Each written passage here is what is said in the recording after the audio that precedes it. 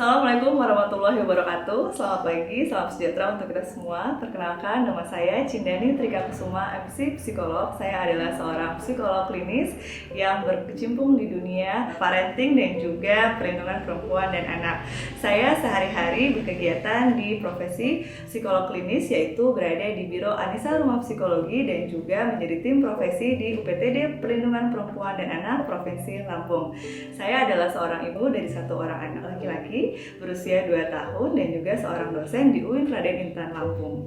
Baby Blue Syndrome merupakan sebuah sindrom yang itu dialami oleh wanita-wanita pasca melahirkan karena adanya perubahan hormon yang cukup drastis yang tadinya stabil selama 9 bulan hamil dan ada perubahan yang cukup drastis yaitu penurunan hormon estrogen dan juga progesteron yang membuat dia merasa sangat berubah drastis terutama pada sisi emosinya. Apa saja yang berubah pada diri wanita tersebut pasca melahirkan, terutama yang pertama adalah emosi yang tidak dapat terkendalikan, terutama pada saat dia sedih dan juga dia marah, mudah tersinggung dan juga merasa sendirian. Hal ini yang membuat para wanita di Indonesia merasa kebingungan, bahkan cenderung mengabaikan emosi-emosi tersebut, sehingga pada beberapa wanita tidak dapat ditangani dengan tepat sehingga menimbulkan efek atau dampak yang negatif di kemudian hari. Maka kali ini kami akan menjelaskan beberapa tips, yaitu 5 langkah yang bisa teman-teman lakukan di rumah agar dapat menangani atau mengenali Baby Blue Syndrome pada diri teman-teman semua. Jadi langkah pertama yang bisa teman-teman upayakan di rumah yaitu dengan berusaha meningkatkan self-awareness atau kesadaran diri pada diri teman-teman semua. Baby Blue Syndrome memiliki gejala yaitu dipenuhi oleh perasaan kesedihan disertai dengan menangis tanpa sebab. Inilah yang menyebabkan ibu-ibu pasca melahirkan sering merasa kebingungan. Kenapa tadinya dia merupakan seorang wanita yang mandiri, seorang wanita yang kuat, pada pasca persalinan ia sangat mudah rapuh dan juga sensitif. Kemudian yang kedua adalah kita mudah kesal, gampang tersinggung dan jadi tidak sabaran, terutama ketika kita menghadapi anak bayi kita yang baru saja lahir. Dia sendiri, si bayi ini belum bisa menguasai atau beradaptasi di lingkungan yang ada di luar perut ibunya atau rahim ibunya, sehingga peran ibu, peran keluarga sangat penting dalam menangani atau mengasuh bayi baru lahir ini. Kemudian yang ketiga adalah tidak memiliki tenaga atau sedikit sekali tenaga. Sesar maupun normal, kedua-duanya itu merupakan hal yang sangat melelahkan, sehingga ketika melahirkan 1-2 hari bahkan 3 hari pasca melahirkan, mereka itu seperti orang yang kehabisan energi. Ibaratnya dia kelelahan yang amat sangat kelelahan, sehingga dia membutuhkan waktu lebih lama untuk mengumpulkan kembali energinya. Nah, di sini yang keempat adalah cemas, merasa bersalah dan juga tidak berharga. Terutama ibu-ibu atau wanita pasca melahirkan yang berat badannya itu signifikan naik pada saat hamil dan juga belum stabil kembali turun pada saat pasca melahirkan. Nah, inilah yang kadang-kadang membuat persepsi dalam diri mereka sehingga dia jadi tidak mudah untuk menerima dirinya sendiri. Nah, self-awareness ini adalah momen dimana titik balik bahwa kita sedang berada di momen yang tidak menyenangkan, tapi juga bersamaan dengan momen yang menyenangkan. Baik kita lahir, kita juga lahir kembali sebagai seorang wanita yang baru dengan peran yang baru, yaitu sebagai seorang ibu. Ketika kita mulai terhanyut dalam Baby Blue Syndrome ini akan berlanjut terus-menerus teman-teman. Baby Blue Syndrome ini jangka waktu frekuensinya itu adalah 2 minggu, tetapi lebih dari itu bisa kita masuk mulai pada postpartum depression, sehingga kita perlu sadar Baby Blue Syndrome itu yang tadinya sudah selesai di 2 minggu pertama, namun emosi, semua gejala, semua aktivitas tidak baik atau negatif yang kita upayakan berada di 2 minggu tersebut tidak kita kurangi atau tidak kita hentikan, sehingga mereka berlanjut padahal hormon sudah mulai menyusun kembali atau kembali normal seperti biasanya. Nah, inilah pada ibu-ibu yang tidak siap atau tidak memiliki dukungan yang tepat di sekitarnya. Kemudian kita akan membahas tips yang kedua atau langkah yang kedua ketika kita bertemu atau menemui yang namanya Baby Blue Syndrome. Yang berikutnya adalah teman-teman perlu pahami, kita perempuan-perempuan baru melahirkan atau mungkin kita punya pengalaman anak kedua maupun ketiga yang sebelumnya kita tidak terkena Baby Blue Syndrome, tapi ternyata di anak kedua atau anak ketiga kita baru justru menemui Baby Blue Syndrome ini. Ada beberapa faktor, terutama faktor menyusui dan canggung mengurus bayi. Faktor menyusui di sini untuk ibu-ibu baru yang baru saja melahirkan anak pertama mereka akan kesulitan ya teman-teman, terutama ketika dia tidak punya edukasi atau juga informasi yang cukup terkait dengan bagaimana cara menyusui, bahkan untuk mempertahankan pola menyusui dalam dirinya bersama dengan anaknya. Nah, biasanya sang ibu ini belum terbiasa dan berpengalaman dalam mengurus bayi. Bahkan ada beberapa ibu yang takut menyentuh bayinya karena melihat bayinya sangat kecil dan rapuh. Ini juga merupakan permainan dari mindset atau juga mungkin dari pengalaman-pengalaman yang ibu baru temui di kehidupan sebelumnya ketika melihat kakaknya mungkin, tantenya, bahkan ibunya sendiri, sehingga membawa mindset dan juga persepsi ketika dia menjadi ibu pada momen kehidupannya sendiri. Ada juga beberapa poin aktivitas yang cenderung akan memperparah atau memperberat yang namanya baby blues syndrome. Yang pertama adalah perubahan jadwal sehari-hari akibat bayi yang baru lahir. Kepikiran pada berat badan dan bentuk tubuh setelah hamil, kelelahan dan kurang tidur setelah melahirkan anak, sedikitnya kedukungan dalam merawat bayi, dan khawatir akan kemampuan untuk menjadi ibu yang baik. Nah, disinilah kita perlu yang namanya membentuk kebiasaan baru sebagai ibu yang baru saja memiliki bayi. Nah, kebiasaan baru ini teman-teman perlu sadari bahwa bisa dimulai dari hal-hal yang sangat sederhana. Bukan berarti tadinya kita memiliki asupan atau jumlah ASI yang sedikit, kita berharap langsung bisa dengan signifikan di hari yang sama memiliki jumlah ASI dengan jumlahnya yang sangat banyak. Ini perlu kita sadari, tidak mungkin terjadi kalau kita tidak konsisten melakukan proses yang sudah kita upayakan berdasarkan hasil dari informasi yang kita dapatkan sehari-hari. Kemudian self boundaries atau pembatasan diri pada hal-hal yang membuat kita menjadi lebih stres. Banyak banget teman-teman di luar sana yang sangat stressful ketika melihat postingan dari teman-temannya atau akun-akun Instagram juga YouTube yang membahas tentang menjadi ibu baru, sehingga dia sama ratakan apa yang terjadi di sosial media dengan apa yang dia alami. Padahal ini jauh berbeda. Apa yang informasi kita dapatkan di sosial media itu dalam rangka untuk memperkaya ilmu, bukan dalam rangka untuk menyamaratakan diri kita harus sama dengan mereka atau diri kita harus lebih baik, atau bahkan kita menjudgment diri kita lebih buruk atau lebih rendah daripada orang-orang ada di sosial media. Karena kita sangat berbeda. Pengalaman yang kita alami bersama dengan bayi kita itu merupakan pengalaman yang sangat spesial, tidak akan bisa disamakan dan unik, berbeda dengan ibu-ibu yang lainnya. Jadi teman-teman semua, ibu-ibu baru yang baru saja memiliki bayi, tidak masalah, tidak apa-apa kalau kita sedang kesulitan, kita sedang sedih, kita sedang berada dalam masalah.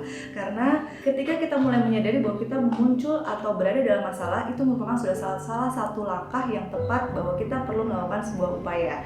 Jadi ketika kamu menyadari kamu dalam masalah, it's okay. Nah teman-teman, jadi dari penjelasan di langkah kedua tersebut, banyak sekali aktivitas yang teman-teman mungkin biasa lakukan sebelum memiliki bayi yang baru lahir.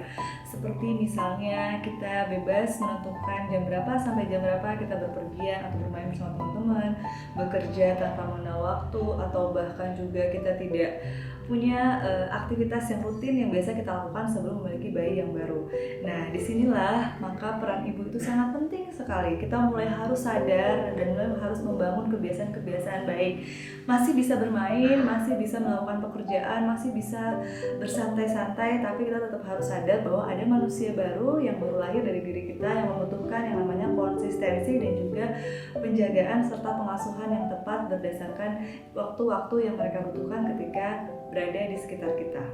Demikian, kita akan lanjut ke langkah yang ketiga, yaitu kita perlu yang namanya melibatkan orang-orang di sekitar kita, di sekitar kamu teman-teman, dalam rangka untuk memperkuat atau membangun support system yang lebih baik, sehingga ketika kita kesulitan, menemui kendala, dan juga adanya peran-peran emosi dan juga pikiran yang mengganggu kamu, orang-orang di sekitar kita ini dapat terlibat untuk membangun suasana yang lebih positif, juga lebih optimal, lebih menyenangkan, sehingga ketika menjalani peran sebagai ibu baru yang tadi kita tahu bahwa itu sangat menantang, kita lebih have fun, kita lebih enjoy ketika menjalani peran-peran tersebut. Libatkan orang di sekitar dalam rangka untuk memahami perubahan yang mereka perlu sadari, kita ini butuh bantuan. Contoh sederhananya adalah ketika kalian sedang pumping untuk memenuhi kebutuhan ASI anak.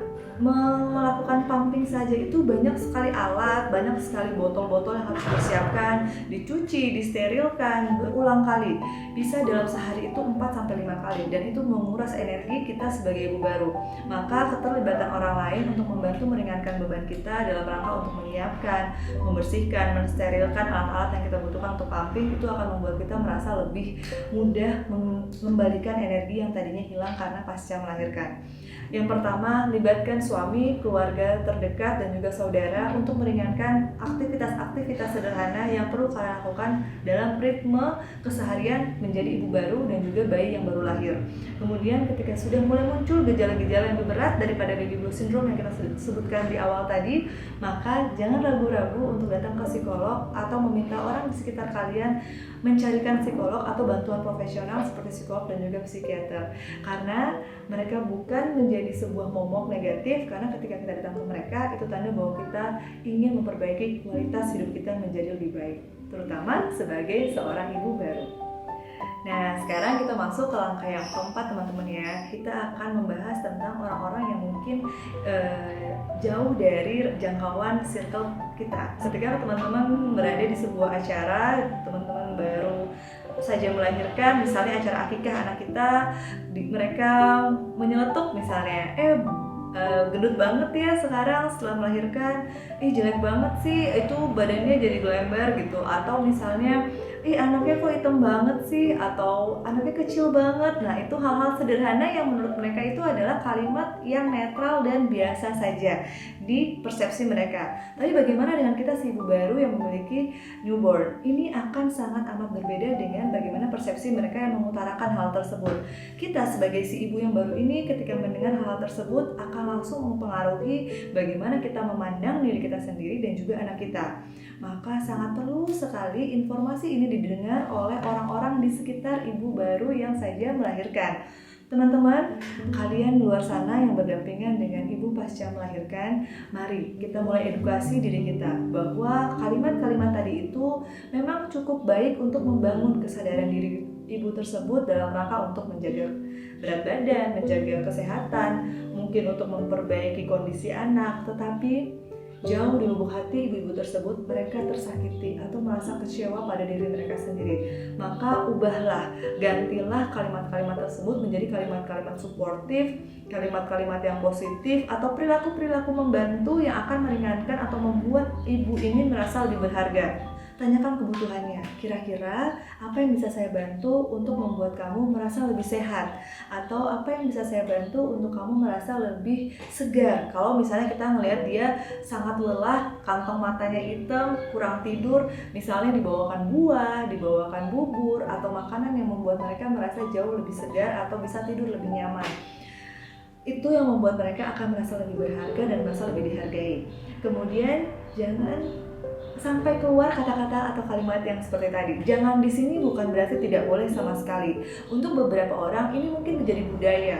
Ini mungkin menjadi sebuah tradisi bahwa sangat wajar kok kalau membicarakan bentuk badan ibu yang baru melahirkan di sebuah tradisi atau budaya.